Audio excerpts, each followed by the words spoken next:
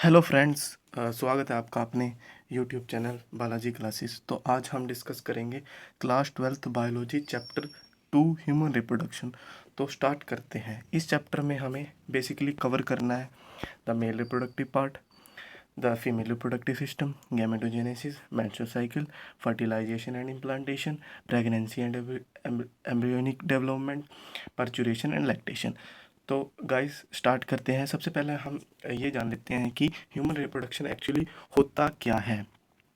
Human reproduction actually क्या है कि न्यू इंडिविजुअल या न्यू बेबी या न्यू ऑफस्प्रिंग को जन्म देना, उसका आना बाय, इसमें बेसिकली दो इंडिविजुअल इंक्लूड होते हैं, एक हमारा मेल और एक हमारा फीमेल, जो कि सेक्सुअली इंटरकोर्स करते हैं।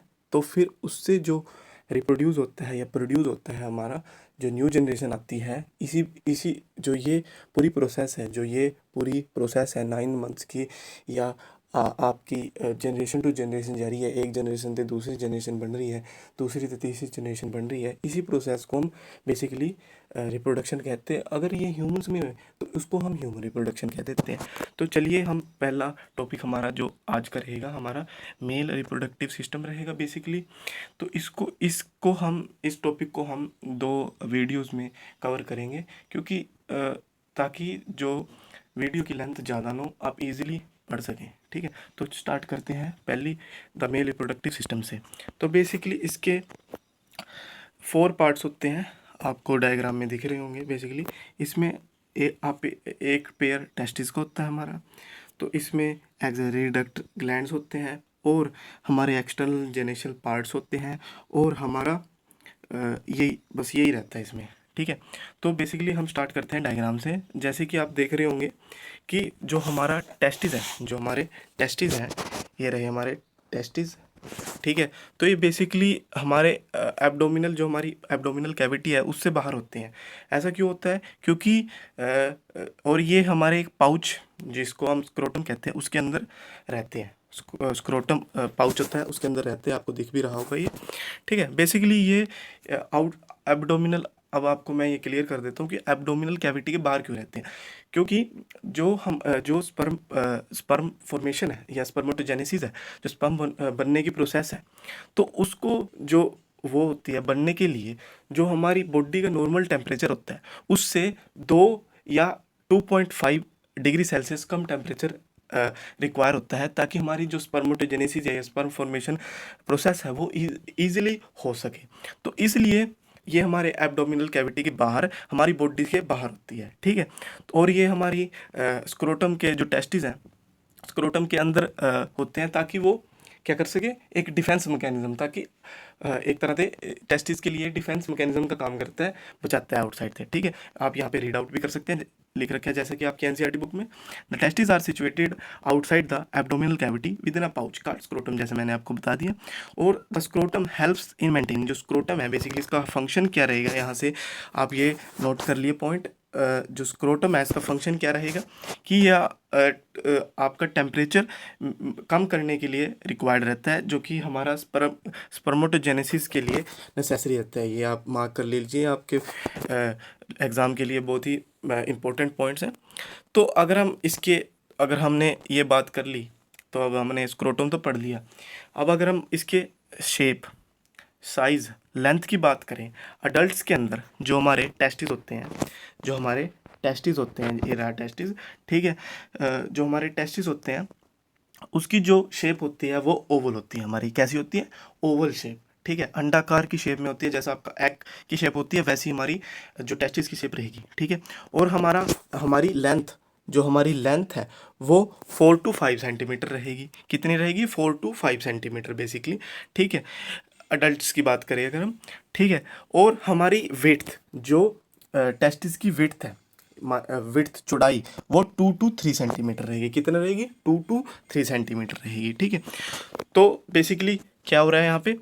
तो अगर हम इसको टेस्टिस को थोड़ा और अच्छे से माइक्रोस्कोपिक व्यू लगा के, या माइक्रोस्कोप से और थोड़ा और इसके अंदर गहराई से जाएं, तो हमारा क्या रहेगा, इसको अगर हम थोड़ा और जूम करें टेस्टिस को, ये रहे हमारे टेस्टिस, तो क्या रहेगा यहाँ पे, इसके अंदर जो टेस्टिस है, इसके अंदर डेंस कवरिंग होती है, मतलब थोड़ी डेंस, डेंस माने कि मतलब थोड़ा घने तरीके से।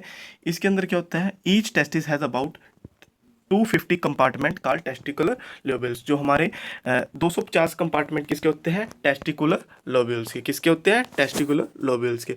जैसे कि आप ये देख सकते हैं, ये कंपार्टमेंट्स हमारे टेस्टिकुलर लोब्यूल्स होते हैं। ठीक है, तो अगर हम बात करें इस टेस्टिकुलर लोब्यूल्स के अंदर क्या होता है, तो अगर हम देखें तो ईच लोब्यूल्स हमारे टेस्टिस के अंदर टेस्टिकुलर लोब्यूल्स कितने होंगे, 250।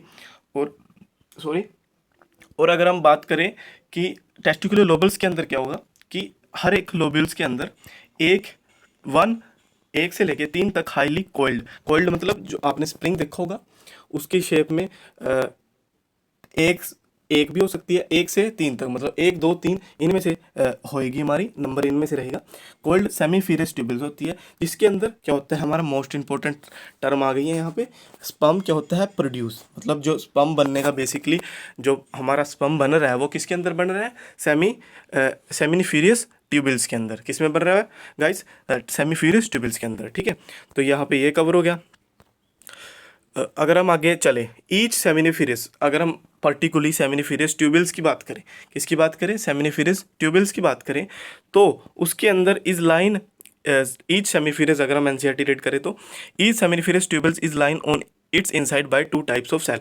तो अगर हम सेमिनिफिरस ट्यूबल्स की बात करें, उसके अंदर 2 तरह की लाइनिंग होती है। ठीक है, डायग्राम में वो मेंशन नहीं है, नहीं मैं आपको दिखा भी देता हूँ।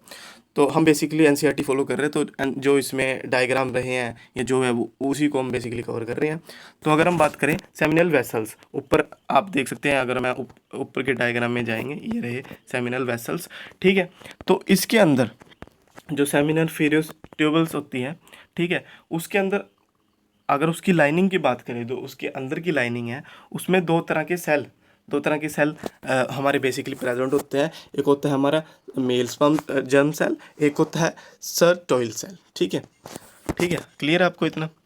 तो बेसिकली यही रहता है। जो मेल जर्म सेल है, जो हमारा मेल जर्म सेल है, वो मेटोटिक डिवीज़न करके, ये आपको 11th क्लास चैप्टर में आपने पढ़ा होगा, सेल डिवीज़न 2 तरह की होती है, मेटोटिक और मियोसिस। मतलब बेसिकली इसमें होता है क्या है कि जैसे कि आपका 1 सेल से 2 सेल बनना, 2 से 4 सेल बनना, ये हमारा बेसिकली हमारा इसमें फंडा रहता है। ठीक है, तो जो मेल जर्म सेल है वो मेटोटिक डिवीज़न करके हमारा क्या बना लेता है, फाइनली क्या बना लेता है, हमारा स्पर्म। क्या बना लेता है, स्पर्म। हमने शुरू में क्या पढ़ा था, शुरू में हमने पढ़ा था कि सेमीफिरस ट्यूबल्स के अंदर हमारा स्पर्म प्रोडक्शन होता है। तो उसके अंदर बेसिकली हमारे 2 तरह के सेल रहते हैं, एक हमारा मेल जर्म सेल रहता है, एक स्टेरल सेल रहता है। तो बेसिकली मेल जर्म सेल क्या करता है, मिटोटिक डिवीज़न करके हमारा स्पर्म को हमारे बनाता है। और जो हमारा दूसरे तरह का सेल है, जो सेटोइल सेल है, वो हमारा बेसिकली क्या प्रोवाइड करता है, न्यूट्रिशन प्रोवाइड करता है। मैं आपको वो लाइन भी अंडरलाइन कर देता हूँ, ये रही हमारी वो लाइन। ठीक है, तो इसके अंदर हमारा जो स्टेरॉइड सेल है वो हमारा न्यूट्रिशन प्रोवाइड करता है स्पर्म सेल को। क्लियर है, हमारे दो सेल्स का क्या काम है यहाँ पे। ठीक है, तो अगर हम बात करें आगे, हम एनसीईआरटी पे जाएं, तो यहाँ से रीड कर रहा हूँ मैं, the region outside the seminiferous tubules called interstitial space. जो हमारा रीजन, जो सेमिनफिरस के बाहर का वाला रीजन होता है, जो सेमिनफिरस ट्यूबल्स के बाहर वाला रीजन होता है, उसको हम बेसिकली क्या कहते हैं, interstitial space contain small blood sales.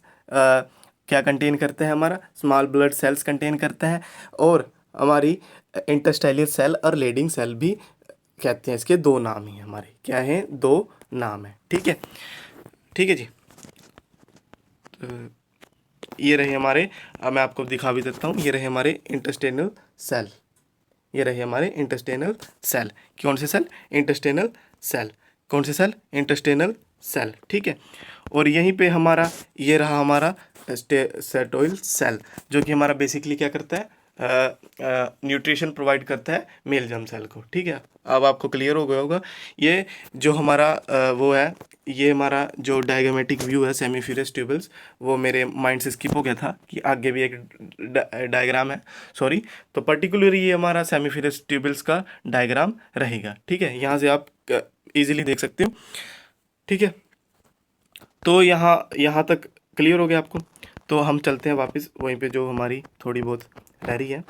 तो Leydig cell synthesis and secrete testicular hormone called oestrogen. जो मोस्ट इम्पोर्टेंट है ये हमारा एस्ट्रोजन, या हम इसको टेस्टोस्टेरोन का ही पार्ट होता है। जो लेडिंग सेल है वो हमारा क्या सिंथेसाइज या सिक्रीट या बनाता है हमारा एंड्रोजन, और ये और भी जो अदर इम्यूनोलॉजिकल कंपेटेंट है सेल आर आल्सो प्रेजेंट। तो बेसिकली इस वीडियो में हम यहीं पे कवर करेंगे। होप आपको ये लेक्चर पसंद आया होगा। अगर आपको पसंद आया है तो लेक्चर को इन्जॉय करिए, फ्रेंड्स के साथ शेयर कीजिए, लाइक करिए, कमेंट करिए, अपने व्यूज़ शेयर करिए कमेंट्स के अंदर, ताकि मैं और अच्छे से एक्सप्लेन कर पाऊँ। तो सब्सक्राइब करिए। तो मिलते हैं सेकंड पार्ट इसी मेल रिप्रोडक्टिव सिस्टम के सेकंड पार्ट में। Thank you.